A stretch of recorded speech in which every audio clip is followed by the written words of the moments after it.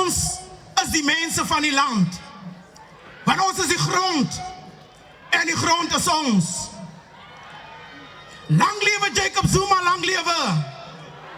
Long live Jacob Zuma, long live. Achtbare president, ons kyk vandag terug en ons kan sê dat ons het nou al die produkte gesien wat hy gelewer het. En sopas het ons gister afgesluit met die Khoisan dialoog op die grondkwessie van hierdie land. Ons is lang gemarginaliseer, maar nou kyk ons na vir 7 Mei, waar ons as die Griekwa nasie van hierdie land ons kruisie gaan maak by die ANC. And we, as the Congress of Traditional Leaders of South Africa Western Cape, declare today